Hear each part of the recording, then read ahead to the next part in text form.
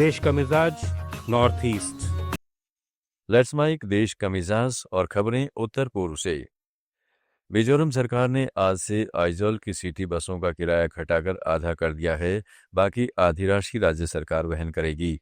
यह छूट राज्य को मिले राष्ट्रीय शहरी गतिशीलता पुरस्कार के उपलक्ष्य में दी जा रही है।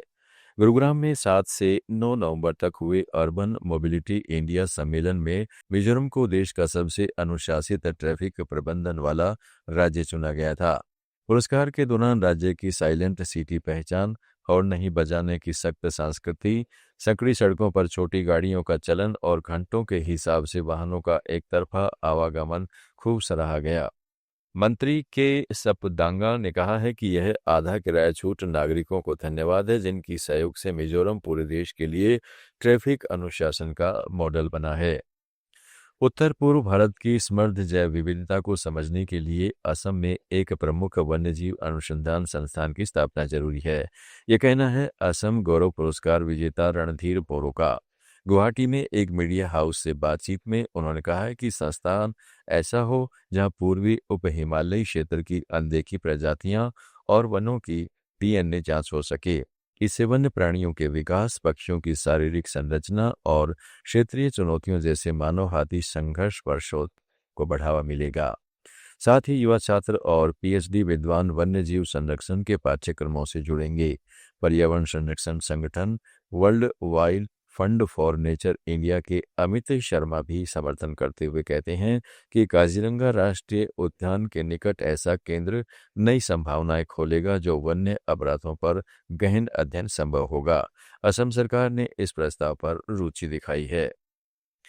त्रिपुरा की राजधानी अगरतला को अगले 20 साल के लिए तैयार करने के लिए ग्रेटर अगरतला मास्टर प्लान बना रहा है, जिसमें शहर की सीमा सूर्यमणि नगर से गांधीग्राम तक बढ़ेगी और 49 पंचायतें शामिल होंगी।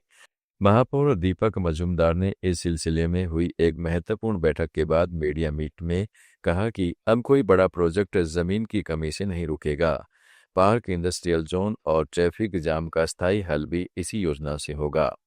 पिछली सरकार ने मास्टर प्लान नहीं बनाया, इसलिए सड़कें और बुनियादी सुविधाएं पीछे रह गई। अब पहले से जमीन आरक्षित की जाएगी ताकि मेडिकल कॉलेज, यूनिवर्सिटी और पानी की बड़ी परियोजनाएं आसानी से बन सकें। मुख्यमंत्री ने इसके लिए 39 करोड़ रुपए भी मंजूर किए हैं। योजना को मंजूरी के बाद जनता से राय ली जाएगी। मणिपुर पुलिस ने कोकोमी के अनधिकृत मार्च के दौरान आईजीपी थेम थिंग न्या संगवा पर हमला करने और नस्लीय गालियां देने वाली एक महिला प्रदर्शनकारी के खिलाफ केस दर्ज किया है। 23 नवंबर को इम्फाल में सांगाई फेस्टिवल के विरोध में निकले जुलूस को रोके जाने पर प्रदर्शनकारियों ने पुलिस पर बोतलें फेंकी। आईजीपी को महिला ने थप्पड़ मारा और अपशब्द कहे। भीड़ एक सांसद के घर में घुस गई। पोरंपा थाने में हमला, कामा में बाधा और नस्लीय गाली के आरोपों में मुकदमा दर्ज हुआ। पुलिस वीडियो से महिला की पहचान करने में जुटी है। लेट्स माइक देश का मिजाज नॉर्थ ईस्ट।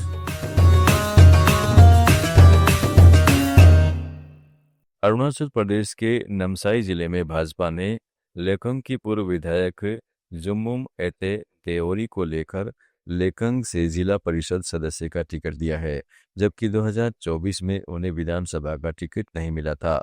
इसी क्षेत्र की दूसरी सीट पर 2024 में पराजित भाजपा उम्मीदवार चो सुजाना नामचुम को भी मैदान में उतारा गया है। अनुमान है कि इन्हें जिला परिषद अध्यक्ष पद का आश्वासन मिला है। राज्य में पंचायत और नगर पालिका के लिए मतदान 15 दिसंबर को होगा। मतगणना 20 दिसंबर को होगी।